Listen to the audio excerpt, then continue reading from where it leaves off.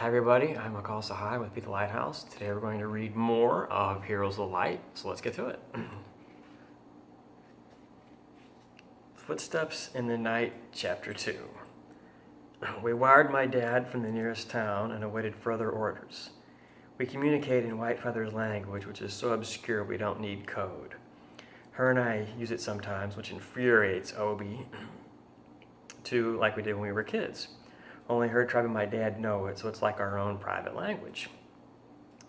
Dad said we needed a breather, so we set up camp outside of town, and he arranged for our mail to catch up with us. Obi had nowhere to go, so she stayed with us. What she had, though, was plenty of money and anger. I think she had more of the latter. She bought riding clothes, and Dad had a horse sent for her. With that, she became part of the team and trained with Whitefeather. They began beating each other senseless. Well, not at first anyway, as Whitefeather mopped the floor with her, but I give her credit. Obi never backed down. Tonio, on the other hand, carries an impossible amount of knives of every size imaginable. He's always doing something with them. He taught Obi how to throw them, and she was also given weapons training. I debated long and hard about letting a 14-year-old ride with us, but Whitefeather said, "Help comes in many forms," and she was right. Dad and Obi's dad had been close, and he was really upset at their loss, but he left it up to me. Obi really threw herself into the training, and she improved rapidly. Our next assignment came up quickly, and nobody thought anything about it. By then, she was part of the family. Dad's message was a brief one. Aunt Betty is coming for a visit. That's nowhere as interesting as it sounds, as Aunt Betty is our nickname for the Gatling gun he gave us. It was packed in a train under armed guard, waiting for us as we neared a vital sector of the front. An attack was imminent, thus it was once more into the fray for the Golden Boys. Our nickname comes from our Golden Henry rifles. I won't tell you what the other side calls us. Anyway, we get to the front, take a look around and whatnot. I pick out a high point in a stone and brick building for us and start getting everybody set up. Obi shows up wearing 6 pistols, ready to win the entire war by herself. I pick out spots for everybody. Whitefeather would load the gat and spot for me as I manned it. As it was our first real battle, I made Obi our ammo carrier. She had other ideas and went ballistic. She's tall for her age and certainly doesn't look 14. I took her aside and explained, "I give the orders, you follow them. What part of that are you confused about?" She began to protest about wanting to fight, irregardless of her supreme lack of combat experience. Believe me, I totally get the whole "let me at him" thing. I, however, had the larger picture in mind. We were so badly outnumbered it wasn't even funny, and this was the last thing I needed, thus I explained. "I get it, okay? Believe me, we've all got pent-up anger, frustration, and whatnot, but I've got the big picture. There's thousands of them coming, and if we don't hold here, the entire sector is going to be overrun, which means more raiders burning and pillaging." Her eyes flared, and I knew I'd struck a nerve. I continued, "This is what I need you to do, okay?" She nodded firmly. We all have to start out somewhere.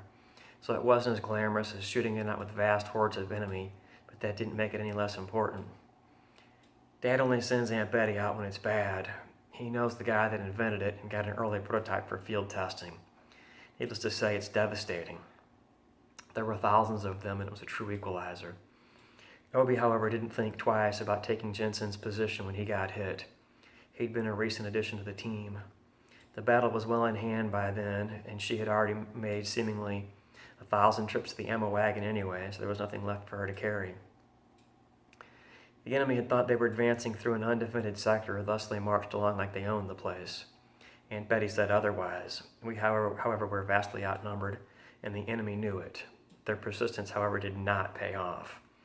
Obi, on the other hand, acquitted herself well, and here I was taking a 14-year-old girl to war. Needless to say, Dad was quite pleased.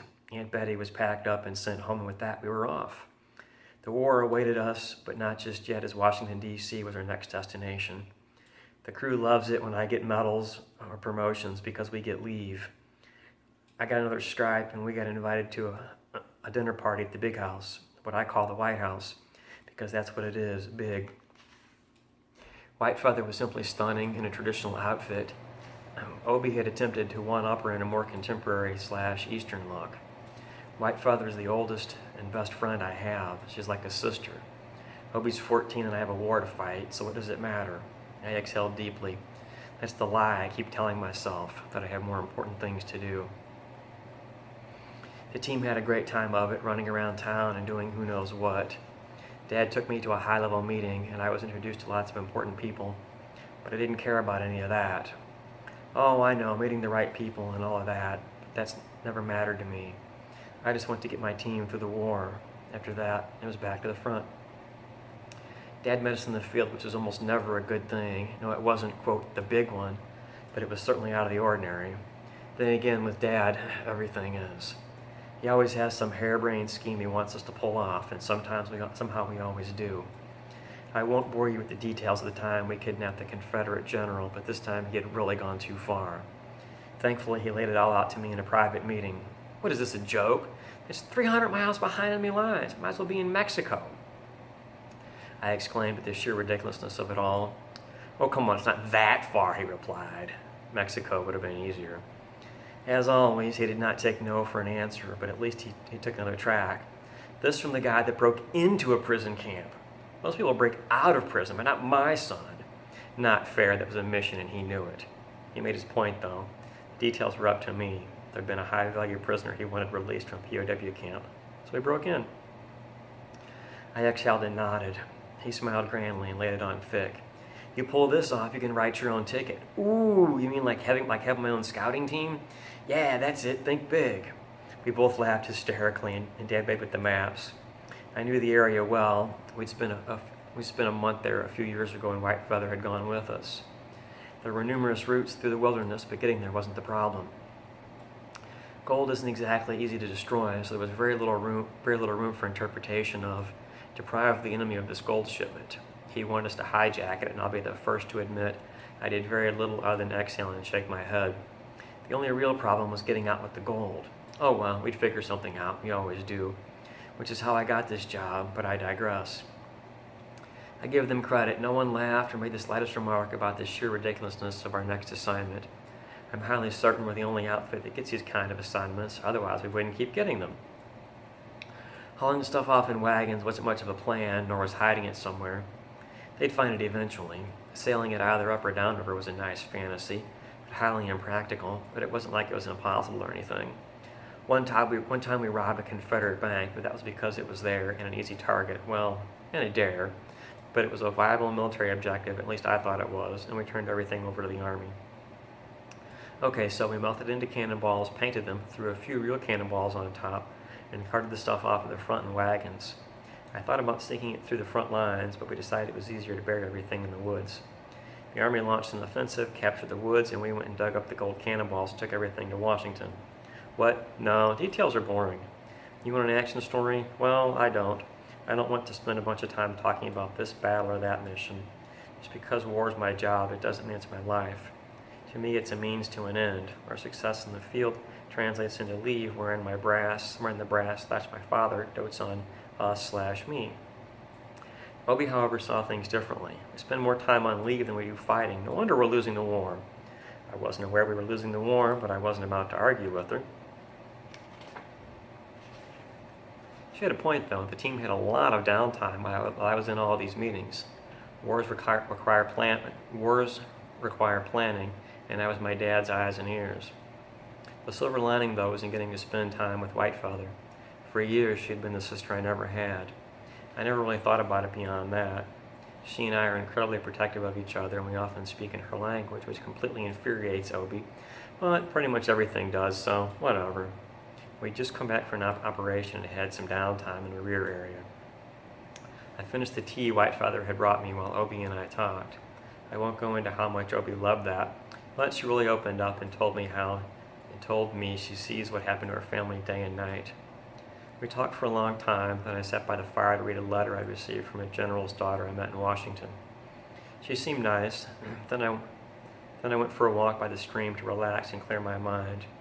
It was a full moon, so I could really see well, and the water was incredibly soothing. Feeling ever so much better, I returned to my tent to find White Feather inside wearing one of my shirts. Surprise! Even more so as her hair was down. I hadn't seen her hair in years. probably how long it had been since I'd seen her in anything other than one of her traditional outfits. She always wears her hair tied up at the back of her head to keep it out of her way. It gives her a rather severe look. I was speechless and spellbound as I slowly reached out to run my fingers through her glorious long black hair. It was in that moment that I truly saw her for the first time as we reached out for each other. I realized I've always loved her. It dawned on me that this was why she suggested I wear my dress uniform. Yes, I'd had meetings throughout the day, but my field uniform or my scouting clothes would have more than sufficed. I had removed my hat when I stepped inside, but kept fumbling with my own hair, much to White Feather's amusement. With a giant smile on her face, she reached up to let my hair down. The running of the fingers through each other's hair was highly significant.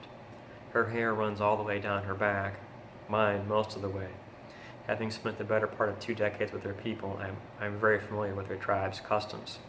Showing a man your hair is highly significant, and touching each other's hair even more so. No words needed to be spoken. We just kept playing with each other's hair and enjoying being so close. White Feather had her answer and began braiding our hair together. Hair is a huge part of their culture, and the braiding symbolized our union. It was then that I noticed her wedding blanket was laid out, waiting for us. She had seemingly spent years working on it, and it's nearly as beautiful as she is, which I told her numerous times. Joined at the hair as we were, we needed to complete several household tasks. I, however, was also confused, thus I asked, "Don't I need to pay 200 horses for you or work for your parents or something?"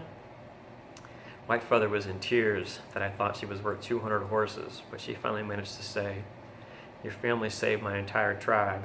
Thanks to your family, we'll never have to go to a reservation. We get to keep our way of life, our culture, and most of all, our dignity." The tears fell long and hard, but I knew she had nothing more to say. There was no price, and her parents more than approved, but I was still more than a little surprised.